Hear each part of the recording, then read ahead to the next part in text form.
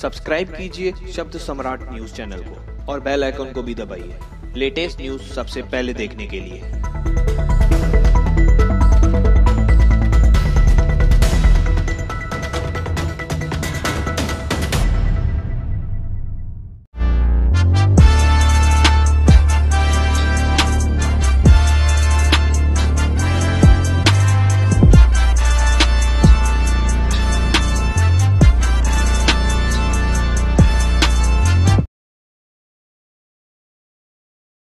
नमस्कार, शब्द सम्राट न्यूज में आपका स्वागत है। मुंबई से सटे उल्लासनगर में दिव्यांगों को दी जाने वाले वस्तुओं को लेकर एक और घोटाला सामने आया है। वही इसको लेकर सोमवार को प्रहार जनशक्ति और कायदेनेवगा संगठन द्वारा इसका विरोध किया और स्वप्निल पाटिल ने आरोप लगाया है कि इस मामले में मनपा प्रशासन भाजपा पदाधिकारी को बचाने का प्रयास कर रहे हैं। बता दें कि मार्केट में 1500 से लेकर 3000 में मिलने वाली स्मार्ट स्टिक को ठेकेदार को फायदा पहुंचाने को लेकर उसे 12,900 में खरीदा गया। इतना ही नहीं, 300 से लेकर 400 रुपये में मिलने वाली छड़ी को 8,200 रुपये में खरीदा गया। वही इसको लेकर सामाजिक कार्यकर्ता स्वप्निल पाटिल, नरेश गायकवाड़ ने माहिती का अधिकार के चलते ये जानकारी प्राप्त की। वही इससे मनपा का दिव्यांग विभाग पर भ्रष्टाचार की उंगलियां उठाई। अब देखना यह है कि मनपा आयुक्त इस विभाग पर क्या कार्रवाई करती है, यह तो आने वाला समय ही बताएगा। वही प्रहार जनशक्ति के ठाणे जिला अध्यक्ष स्वप्निल पाटिल ने पत्रकारों को बताया है कि 15 अगस्त को कई नए भ्रष्टाचार के नए खुलासे करने वाले हैं। बता दें कि मनपा के दिव्यांग विभाग में कई भ्रष्टाचार हुए हैं।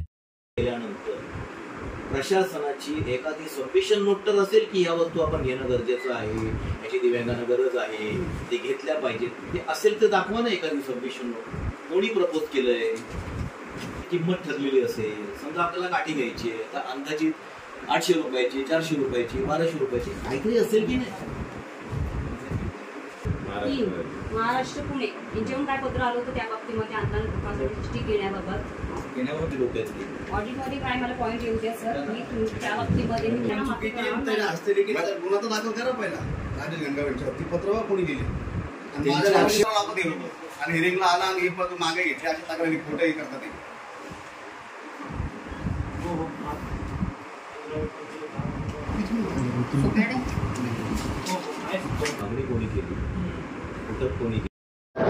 अधिकाऱ्यांशी आता बोलणं झालेलं आहे। 12 दिवसाचा कालावधी आपल्याकडे मागितलं। एकंदरीत काय पॉईंट आहेत आपले आणि त्यानंतर पुढची भूमिका काय असेल? एक सगळ्यात पहिलं गोष्ट म्हणजे की प्रथमदर्शनी जो अगदी ठोसपणे भ्रष्टाचार आहे, म्हणजे खरं सांगायचं की हा भ्रष्टाचार आहे हे कुठल्याही डोळस माणसाला दिसू शकतं, पण या प्रशासनामध्ये खूप मोठा प्रॉब्लेम आहे आणि यांचा डोळसपणा कुठंतरी हरवलेला आहे। त्यामुळे गेली वर्ष दीड वर्ष ही सगळी मंडळी फायली चाळत बसलेली आहेत। आता आज जी चर्चा झाली त्याच्यामध्ये सलोनी निवकर ह्या पहिल्यांदाच त्यांना हा चार्ज मिळाला आणि त्यामुळे आम्हालाही त्यांच्याबरोबर थोडंसं सहकार्याचं धोरण अवलंबावं लागलं।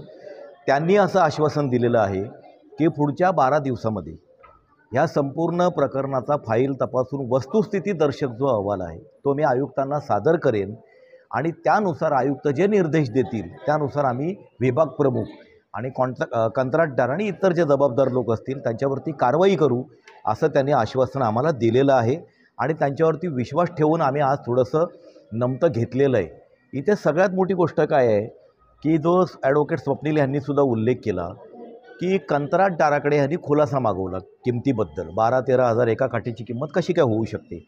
त्याने 5 घटक दिले आणि सांगितलं की ह्या सगळ्या घटकांचा समावेश आहे, पण प्रत्येक घटकाचा खर्च किती आणि हे सगळे मिळून 12,000 कसे होतात ह्याचा त्या पत्रामध्ये काहीच उल्लेख नाही आहे। असं मोघम पत्रसुद्धा त्यांनी खुलासा म्हणून स्वीकारणं हा सुद्धा एक वेगळा भ्रष्टाचार आहे। म्हणजे आधी एक भ्रष्टाचार आहे आणि त्या भ्रष्टाचारावरती पांघरून घालण्यासाठी या महानगरपालिकेतलं जे प्रशासन आहे ते पुन्हा पुन्हा भ्रष्टाचार करतं आहे, तो कागदपत्रांशी करतं आहे आणि त्यांना ह्यासाठी सगळी हिंमत येते आहे।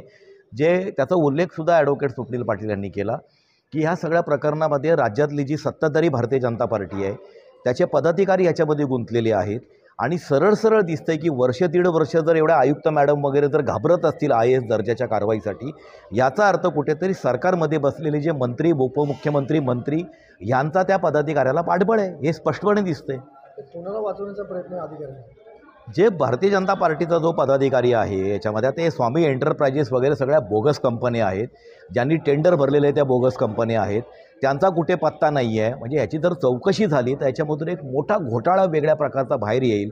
आणि माझ्या माहितीप्रमाणे या डिपार्टमेंटमध्ये एक चौकशी केल्यानंतर ज्या ज्या गोष्टी कळतात की कॅटरिंग किचन सेटमध्ये सुद्धा जो भ्रष्टाचार मागे झालेला होता आणि ज्याच्यावरती कॅगने ऑब्जेक्शन घेतलेले आहेत त्याच्यामध्ये सेम कॉन्ट्रॅक्टर होता. ह्या कॉन्ट्रॅक्टरलाही पुन्हा पुन्हा कशी काय कॉन्ट्रॅक्ट दिली जातात आणि हे ब्लॅकलिस्टेड का होत नाहीत याच्यामध्ये स्पष्टपणे दिसतं की कुठेतरी राज्य सरकारमध्ये बसलेल्या लोकांचा या कंत्राटदाराला आशीर्वाद आहे.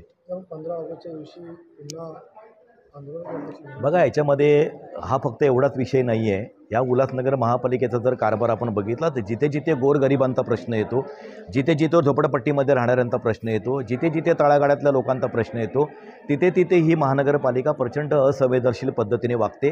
तुम्हाला माहिती असेल की 16 जूनला इथे शैक्षणिक वर्ष सुरू झालेलं आहे, परंतु अजूनही महानगरपालिकेच्या नव्या इमारतीमध्ये विद्यार्थी शिफ्ट झालेले नाही आहेत. हे कशामुळे होतं? कारण ते गोरगरीब वस्तीमधले विद्यार्थी आहेत. त्यामुळे इथे प्रॉब्लेम असा आहे की ह्या आयुक्तांनी 100 दिवसांचा एक कृती आराखडा केला होता सरकार आणि बक्षीस पण मिळवलं सर्वोत्कृष्ट प्रशासन. पण यांच्या 100 दिवसाच्या कृती आराखड्यामध्ये दिव्यांगांचे विषय नसतात, गोरगरीब शाळकरी मुलांचे विषय नसतात. जिथे जिथे म्हणून तळागाळातले बचत गटांसाठी स्टॉल यांनी मागून ठेवलेलं अजून डिस्ट्रीब्युशन केलेलं नाही आहे. ज्या ज्या ठिकाणी तळागाळातल्या वर्गाचा प्रश्न आहे त्या त्या ठिकाणी यांची निष्क्रियता पूर्णपणे दिसते. यांचा 100 दिवसाचा कृती आराखडा जो आहे तो कोलमडून पडलेला आहे. आम्ही लवकरच या 15 ऑगस्टलाच बहुतेक या महापालिकेसमोर या आयुक्तांवरती एक आरोपपत्र बनवून जाहीर ते इथे प्रदर्शित करू. सुप्रीजी, दिव्यांगांच्या साहित्यामध्ये मोठा घोटाळा झाल्याचा असा आरोप आपण केला. या संदर्भात बैठक होती आणि बैठकीमध्ये काय आपल्या मागण्या होत्या, काय निर्णय झाला? आमची मागणी, आम्ही ह्या दिव्यांग साहित्य भ्रष्टाचाराबाबत मागील 1 वर्षापासून पाठपुरावा करतो आहे. आणि याच्यामध्ये असं झालेलं आहे की जे अंध दिव्यांग असतात त्यांच्यासाठी एक स्मार्ट स्टिक घेतली गेली, जी स्मार्ट स्टिकची किंमत बाजारभावामध्ये 1000 ते 800 रुपये आहे. अशा किमतीची स्मार्ट स्टिक 12,000 ते 8,500 अशा 2 भागांमध्ये घेतली गेलेली आहे.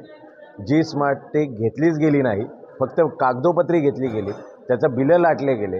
हे बिलं लाटणारे भारतीय जनता पार्टीचे कंत्राटदार आहे. आमचा थेट आरोप असताना देखील अद्यापपर्यंत कारवाई करण्यात आलेली नाही आहे.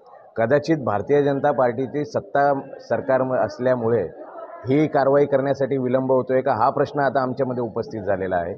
आम्हाला खेद ह्या गोष्टीचा आहे की अरे, दिव्यांगाच्या हातातली काठी, ज्या व्यक्तीला दिसत नाही त्याच्या हातातली काठी पण जर तुम्ही चोरत असणार, जर त्याच्यामध्ये पण जर भ्रष्टाचार करत असणार तर हे सरकार कुठल्या थरावरती जातं आहे हे आपल्या सगळ्यांना दिसून येत आहे. दुसरी महत्त्वाची गोष्ट म्हणजे ह्या आयुक्त महोदयांना आम्ही वारंवार पत्रव्यवहार केलेला आहे, वारंवार आम्ही याबाबत सांगत आहे. परंतु आयुक्त महोदय यांनी देखील ह्या दिव्यांगांप्रती कोणतीही संवेदना दाखवली नाही, कोणत्याही माणुसकीचं दर्शन दाखवलेलं नाही आहे. उलट हे दिव्यांग ज्यावेळी ह्या प्रश्नाचा जाब विचारायला या कार्यालयामध्ये येतात तर त्यांना जणू काही पाकिस्तानातले अतिरेकी आले, पहलगाममधले अतिरेकी आले अशा प्रकारे ट्रीटमेंट दिली जाते. त्यांना त्या गेटवरती अडवलं जातं, जे की अतिशय निषेधार्थ आहे. अरे, ज्याला हात नाही, पाय नाही, डोळे नाही, अशा व्यक्तीला जर तुम्ही त्या गेटवरती अडवत असणार तर हे महानगरपालिकेचं उभारलेलं हे जे भव्य दिव्य कार्यालय आहे ते कोणत्याही प्रकारच्या कामाचं नाही आहे. हा आमचं थेट आव्हान, थेट आम्ही हे महापालिकेला सांगत आहोत. एकंदरीत हा भ्रष्टाचार कधीचा आहे आणि यामध्ये कोणकोण काय आपला? बघा, हा भ्रष्टाचार मागील 1 वर्षापूर्वी झालेला आहे. गेल्या 1.5 वर्षापासून हा भ्रष्टाचार झालेला आहे.